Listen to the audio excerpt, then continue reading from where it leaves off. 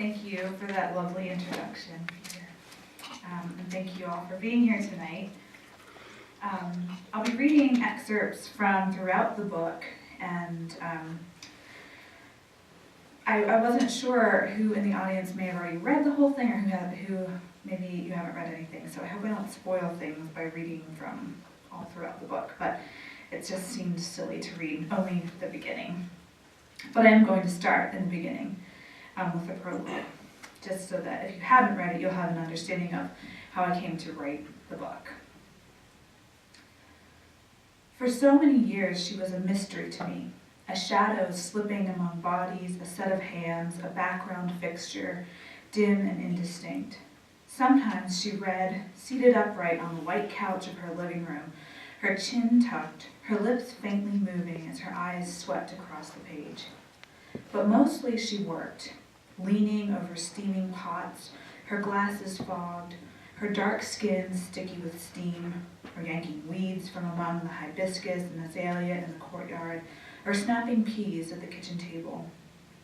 When my brother and I visited, she didn't swoop us up in an embrace the minute we arrived and stepped out of the car and onto the hot Florida pavement. She didn't gush over how much I'd grown, or hold me out at arm's length, studying my face, searching for changes the way my grandfather, my Oji-chan, did. She didn't play with us the way he did either. My grandfather would purchase masks for a visit, then hide and jump out to scare us. Our shrill screams would echo through the house, and we'd run away in delight. He gave us piggyback rides and romped around the living room. Oba-chan, however, kept her distance, glancing up from her book as we raced by. If she called our house in Pennsylvania, whether in October for my mother's birthday or on Christmas afternoons, I would know her by her request to speak to my mother and by her accent, the intonation imposed from another language, the strange rise and fall of the syllables, but I didn't recognize her voice. We were at her house in Florida, standing in the hallway just inside the front door, when my mother first told me that my grandparents had spent nearly 3 years in a concentration camp. I was 8 or 9 years old. It was summertime, oppressively hot and humid, and we were there for our annual visit. In the living room, my grandfather was chasing my brother around the couch, and in the kitchen, my grandmother was washing dishes. With furtive glances toward her parents, my mother hissed this information, softly, like a confession. Or maybe it was more like an apology. I didn't ask any questions upon hearing the news, I think because I was afraid. Afraid of the way my mother's dark eyes looked at me solemnly, as though she were entrusting me with some grave secret. Or perhaps I was afraid of the answer, of the weight that why behind this revelation might bring to my small shoulders. Whatever my reasons, all I knew at the time was that my Oba-chan and Oji-chan had been imprisoned for being Japanese. And I concluded from this conversation that there was something inherently bad about being Japanese, that there was something to be sorry about. Had my parents chosen to raise their family in Hawaii or California, where there are many people of Asian ancestry, or even in some urban area with general ethnic diversity, I might have been more likely to embrace my Japanese heritage as an adolescent.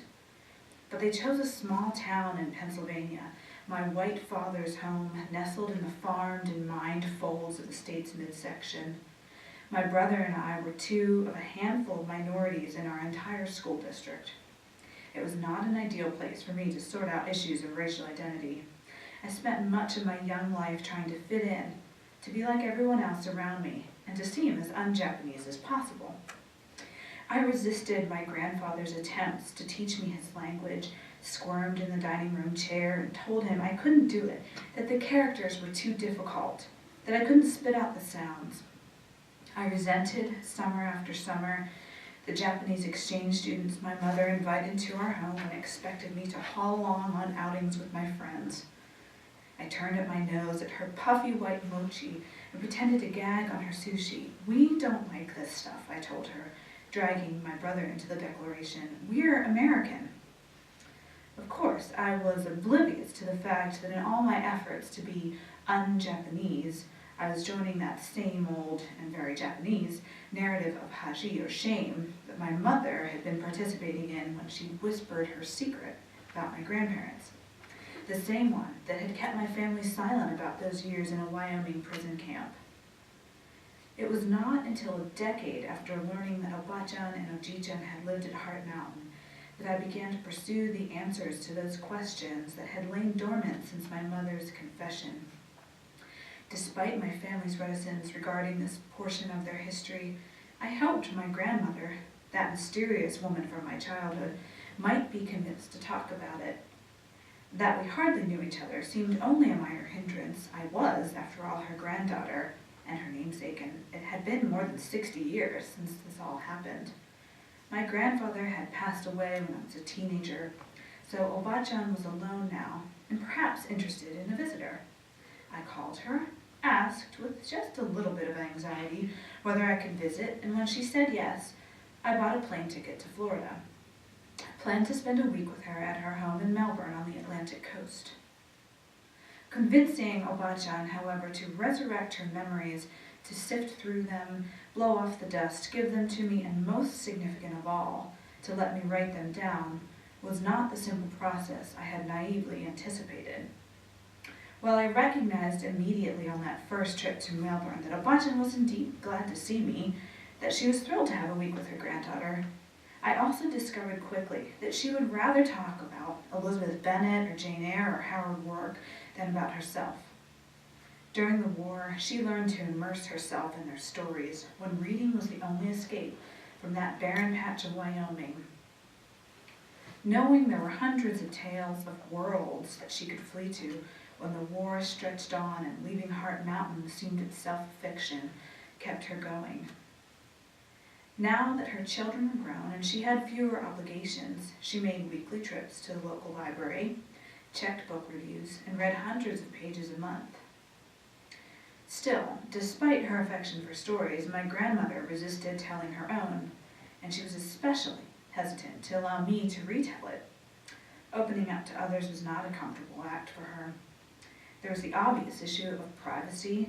My grandmother, like most Japanese her age, valued her space and her right to keep to herself. There were things a person didn't talk about, topics that were simply not meant for public eyes and ears. You turned your head when someone was changing clothes. You didn't meddle in a neighbor's failing marriage. You didn't pry. More significant than the matter of privacy, however, was the issue of haji. Even 6 decades after World War II, my grandmother still felt shame about what had happened. She still experienced a pang of humiliation when she thought about Pearl Harbor, the thousands who were killed on that fateful Sunday morning, and when she recalled the early months of 1942 when Hakuching journalists fabricated rumors in American newspapers and called the Japanese vipers and other names. She still shuddered when she remembered the long walk from Heart Mountain's changing room to the shower, naked. I quickly realized that shame, central to Japanese culture, was not a sentiment that 60 years could dissolve. And so at first, getting my grandmother to talk was much like a negotiation or a game. I might even compare our early conversations to the Japanese game of Go, the game that keeps old men staring for hours at a checkerboard of squares, cautiously maneuvering their smooth black and white stones, a game of psychology and power, of conquering territory. Obachan sat at her dining room table in Melbourne, the Florida sun seeping in through the window and settling on her hands. She looked intently at the blue and white tablecloth, its orderly shapes and lines, and began sliding her left thumb back and forth across the right one. The sun flickered from one hand to the other. Her lips twisted from side to side, and she frowned. "Why don't you make it fiction?" she said at last, looking up at me and offering a sanguine little smile. "I could give you some information, and you could imagine the rest of it. You know, make it up." Fiction would be easier. From the pieces of information I'd gathered already, I felt convinced I could weave quite a story. I knew, for instance, that my grandmother was one of 112,000 Japanese Americans who were displaced during the war. I knew that she was 20 years old when she was torn from her home in Los Angeles and shipped off to prison, and that she spent 4 months living in a barn at the Pomona Fairgrounds while the permanent camp in Wyoming was being finished. And I knew it was in prison that she met and married my grandfather and gave birth to her first child, my Uncle Charles. I knew also that after 2 years in that dusty Wyoming prison, she was desperate to leave, and did when the opportunity came, but in doing so, missed the final days of her mother's life, something she still seemed to feel guilty about. The components were there, the narrative tension, the conflict of compelling characters. I could dream up the rest. The problem was, I didn't want to dream it up. I didn't want to speculate and concoct. Instead, I wanted to hear that true story in my grandmother's words from her mouth. I wanted to see the way she told it, the way her fingers flexed or fiddled with something as she remembered an event, the way her eyes brightened or looked down. And there was more. In all of my recollections of childhood, my grandfather, Ochichan, stood in the forefront, looming, commanding, telling stories of his own. Obachan stood behind him in silence. I wanted to give a voice to this woman, a person forced into quiet by the noise of those around her. Writing her story seemed a way to do that. But writing someone's story, especially the story of a loved one, is a task fraught with complexity. For starters, I recognized that the mere elasticity of language would not allow me to tell my grandmother's story as it truly was or is. It would necessarily be a reconstruction infused with my own literary preferences and my own writerly tics. Also, while I was committed to telling Obachan's story as she told it to me, I knew that what she told me was itself shaped by decades of life that not only hindered the recollection of what had happened, but likely altered it as well. The space of 60 years takes its toll on memory. Like water, it smooths and erodes and modifies the original shapes of things. Events jumble their order and grow hazy. Another person's memories blend with your own. Names, colors, buildings, faces, the everyday smells and tastes are elusive, if not altogether absent. In the case of my grandmother, remembering proved particularly complicated. She had devoted 60 years to trying to forget, to shuffling the painful past to a corner of her mind where she couldn't feel it, where it didn't haunt her.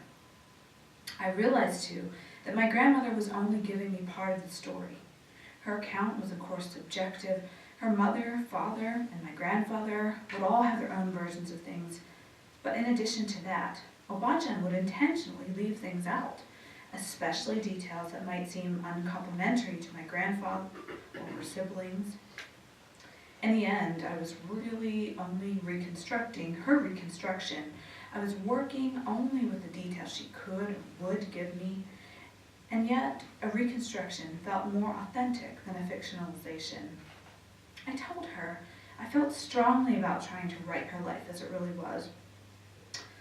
Obachan shrugged her shoulders at this and held out her hands, palms up, empty. But my life has been very boring, you see. I'm sure nobody wants to know about it.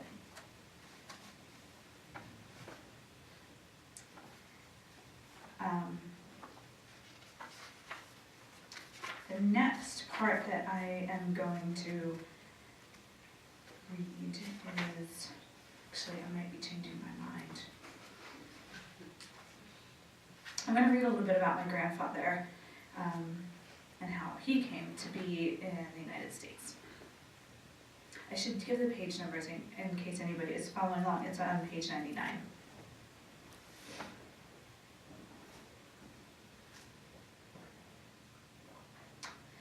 My grandfather came to live in America as a result of one bizarre act of recklessness. He was a Kibe, which means that he had been born in America but raised and educated in Japan. When he was still an infant, his parents had left the United States and returned to their small fishing village on the inland sea, a town called Iwakuni. As a child then, what my grandfather knew of America came from his parents' handful of stories and from what he read in newspapers. Although he was an American citizen, he planned to spend his life in Japan, a place he loved deeply.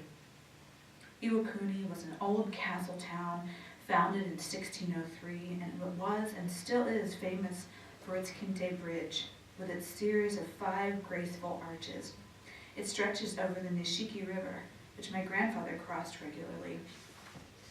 I remember him talking mostly about the cherry trees that grew along the banks of that river. But in 1936, my grandfather's peaceful life in Yamaguchi-ken Prefecture veered in an unexpected direction. He was 16 at the time. It was spring, and my grandfather's beloved cherry trees, with their tangled dark branches and wispy pink and white flowers, were in full bloom. One afternoon, Oji-chan was hanging around the schoolyard with a bunch of friends. Near the school's entrance, a large statue of a town dignitary stood, sternly watching over the proceedings of the students. Oji-chan's friends were tossing stones over the fence of the schoolyard, seeing who could throw the farthest. And then one boy said to my grandfather, "I bet you can't hit the statue. I bet you can't hit him in the face." The rest of the boys joined in, taunting him, testing to see how far they could push him. For a few minutes, my grandfather tried to brush them off, ignoring their dares, but they persisted, and my grandfather, as my grandmother would one day learn, was not one to shy away from risk. He threw the rock. That ill-fated stone hit the statue square in its face, and with such a force that the tip of the nose flew off.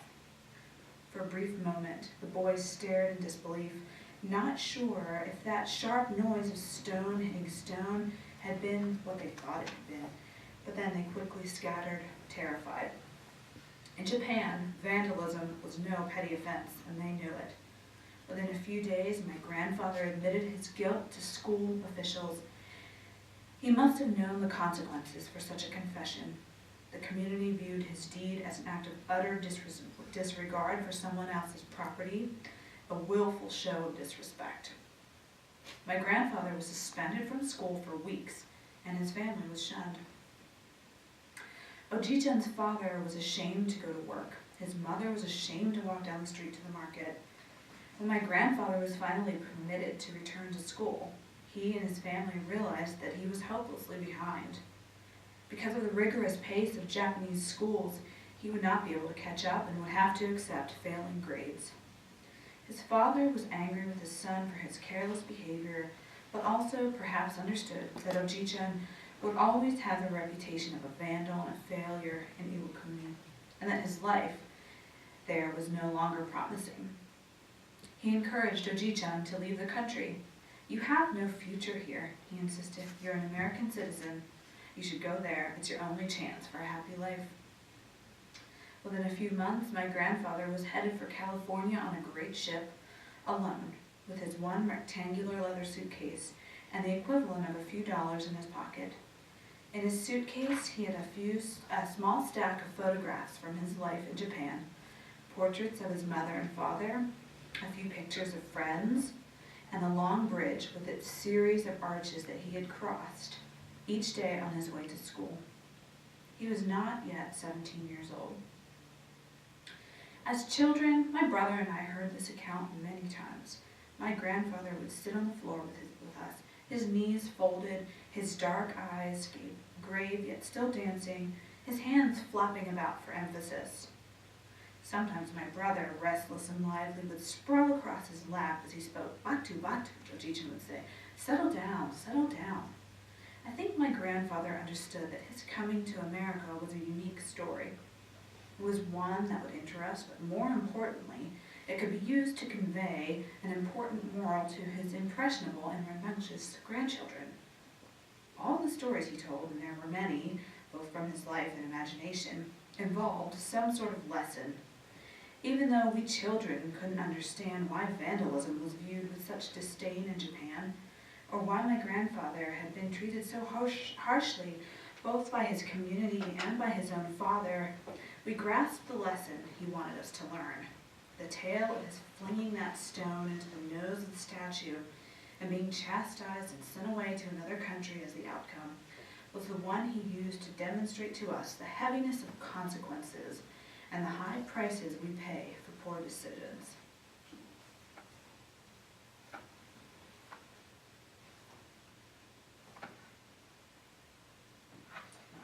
I want to read a really quick excerpt where my grandmother arrives at Heart Mountain. This is page 146. By the time she arrived in Wyoming, my grandmother had technically been a prisoner of the U.S. government for 5 months, but she recognized that this new phase was different. I think before, when we were at Pomona, it didn't hit me that this was a long-term situation, Abachan says, adjusting the air vents on the passenger side of the car. I'm going to interrupt myself. I just wanted to explain that before they went to the permanent camp in Wyoming, they lived at the Pomona Fairgrounds outside of Los Angeles because the camps weren't built yet. So that's what she's referring to when she says Pomona. We were so close to LA. We were still in California, our home state, plus we knew all along it was only temporary. And then when I got to Heart Mountain, I think I realized we were going to be there for a long time. Maybe for years, maybe forever. The WRA, or the War Relocation Authority, made no promises regarding the future of the Japanese who'd been evacuated from the West Coast. My grandmother and her family only hoped that they would be freed when the war ended. That August evening, when Abachan arrived at Heart Mountain, she and her family gathered their belongings and registered with the officials, then made their way through the dirt streets and rows of barracks. It was easy to get turned around in that collection of identical buildings.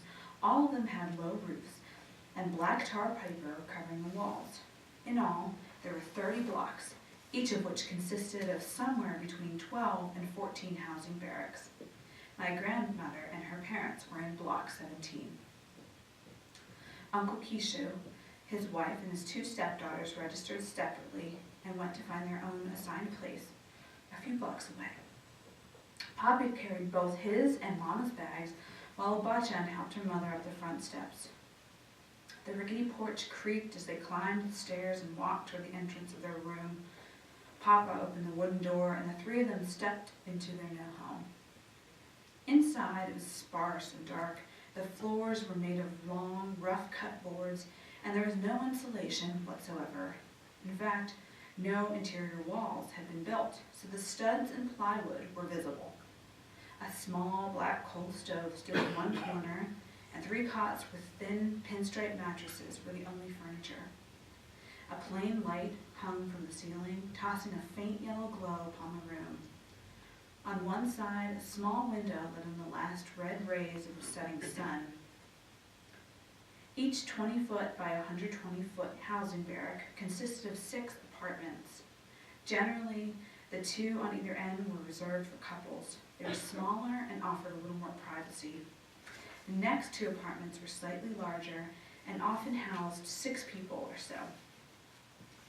Sometimes large families lived in these, but in many cases, groups of single people who had come to Heart Mountain without any family members would stay in them. Ojichan lived in such a room. My grandmother and her parents were assigned to live in one of the 2 middle apartments in a 320 square foot space. In the book, a big part of the struggle for my grandmother, strangely enough, was my grandfather living at Heart Mountain with him, being adjusting to his very strong personality. And when I was interviewing her, a lot of times I would wonder, what was it that drew you to my grandfather? He was a great grandfather. We loved him, and he was lots of fun. But strangely, the answer when I said, "So why did you marry him?" She would always say, "I really believed that he loved me." And that was always her answer. So I want to read from page 163. This is a little bit about how he sort of put the pressure on to go ahead and get married. "It didn't take your grandfather long to start talking about marriage," she says. In fact, it became his primary topic of conversation. She was willing to wait. Something deep inside of her was not yet ready to take that step.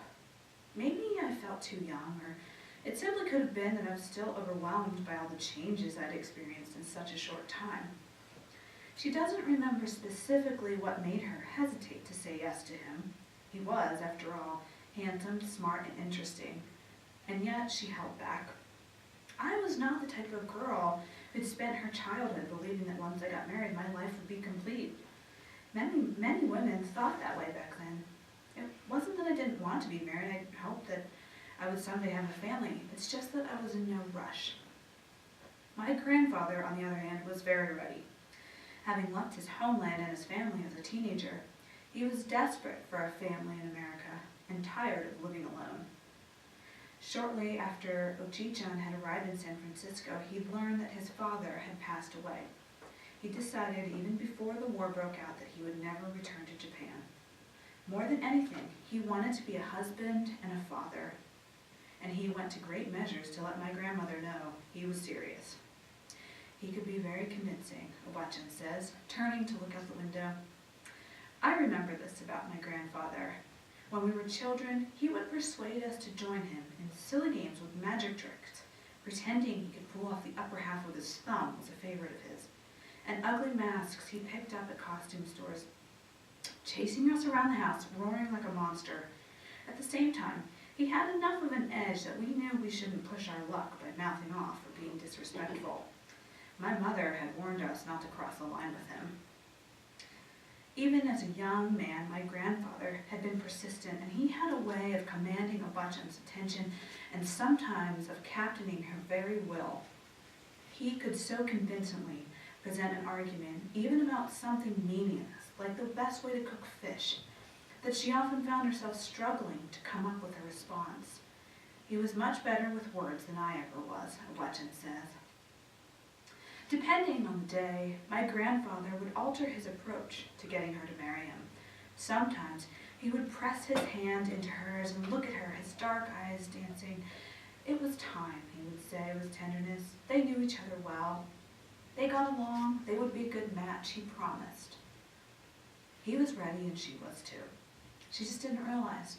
Besides, what was the point in waiting? Other times, when he grew frustrated, he would shrug his shoulders and kick the dust. Perhaps this was all a waste of his energy, he would say. Maybe she wasn't serious about him. Maybe she was only biding time until someone better came along. The accusations would mount. But the tactic that weighed most heavily on my grandmother's imagination was the one that seemed the product of sheer desperation. Oji-chan's most compelling approach was to play with her fears. There's a war going on, he would say, staring intently into her eyes, sad and serious. Who knows what will happen? In many respects, he was right.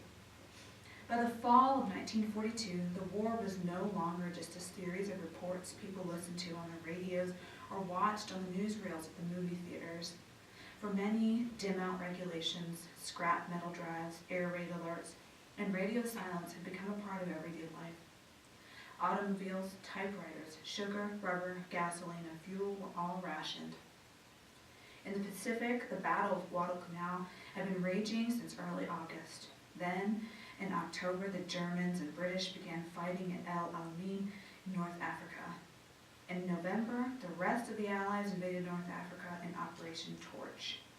Clearly, the war was growing, stretching its territory, swallowing more continents, countries, and lives. No end was in sight. By the time my grandparents would marry on December 12, 1942, a little over a year would have passed since the bombing of Pearl Harbor. During that year, my grandmother had dropped out of college, been forced from the only home she'd ever known, lived in a whitewashed stall of a fairground barn, and resettled in a Wyoming concentration camp. I think I can understand the long shadow so much uncertainty would have cast on her, and her desire to solidify at least one small element of a life that seemed to be spinning unbearably out of her control.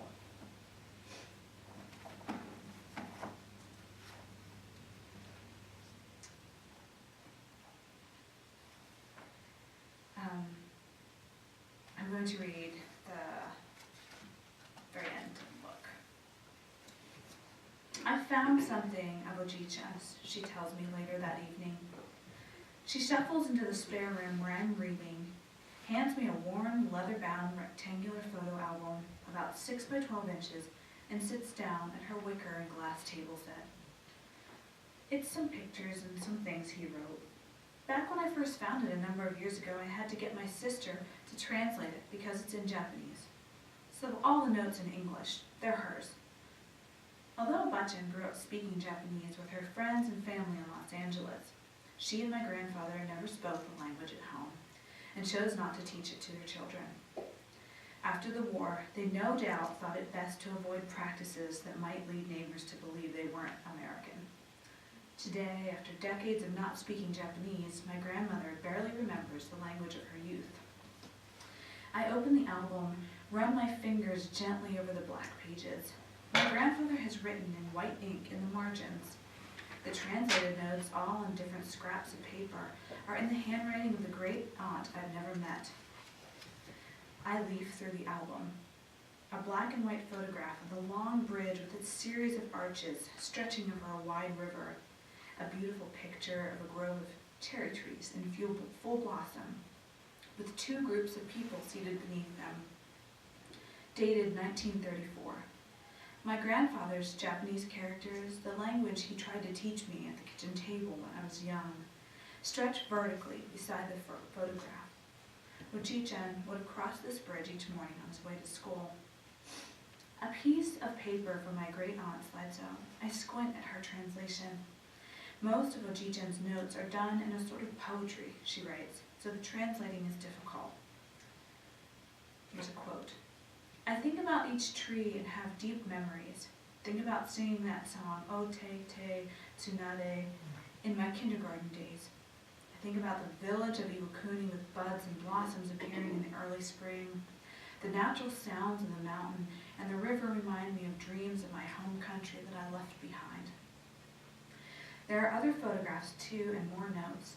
In one picture, a group of men are leaning over, working the earth. San Francisco, August 16th, 1938, it says. And in the margin, Oji-chan has written this. No matter where you go in this world, people are close to nature and like to mix with the earth. Here they are hoeing, and it reminds me of home, and I feel sad. Then there are a series of photographs of my grandfather in America. He is leaning against a car, ankles crossed, hands on hip. The caption reads, taken near Star Florist shop, feeling very homesick. And beneath that, a lengthier note, living alone in a foreign country without parents, siblings, or friends, trying to keep pace with society here was painful and sad. Without education and personality, being driven in a foreign culture was difficult and painful. It's a wonder that with a constant feeling of agony in my heart, that this little body was able to withstand all the difficulties I faced.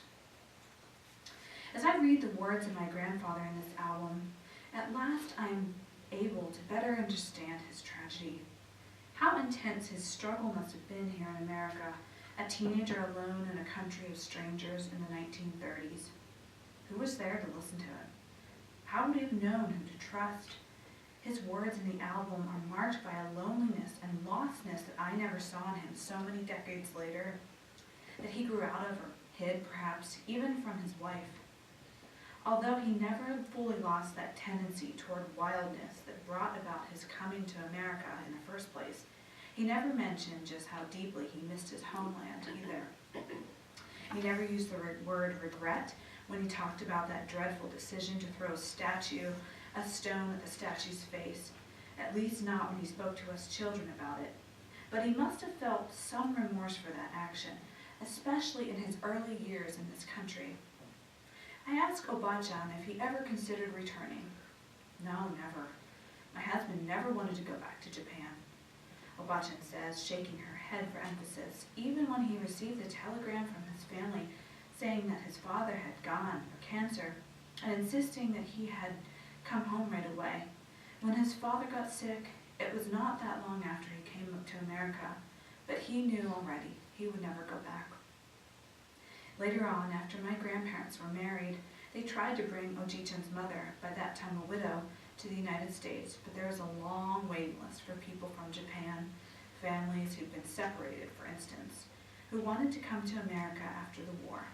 She died before her name was reached. Oji-chan always said I would be dead by now, Oba-chan says. She pauses. That's the way he looked at it. He meant the war. With over 2 million combat casualties and an estimated 580,000 civilian deaths, Japan lost nearly 4% of its population during World War II. Many of those combat casualties would have been young men around my grandfather's age. Ironically, my grandfather's foolish behavior as a teenager, throwing that rock at the statue, and his parents' severe response, sending him to America alone, may have saved his life.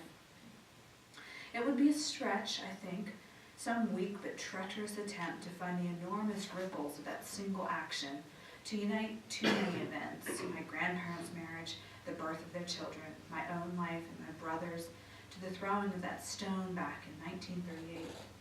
Doing so would somehow trivialize everything about my own existence. But the idea does flicker through my mind, tempting me, daring me to make that link. The next morning, in the courtyard of Oba-chan's house, the two of us sit at the glass table, finishing our bowls of chicken salsa soup. A light breeze lifts the spindly branches of Oba-chan's 2 tomato plants, which we just planted the day before. Before my grandfather passed away, he made a wheeled platform for potted plants so that he and Oba-chan could easily maneuver them around the courtyard. If there's a thunderstorm with high winds, for instance, Oba-chan can easily wheel all of her plants closer to the house, where they're protected from the roof's overhang.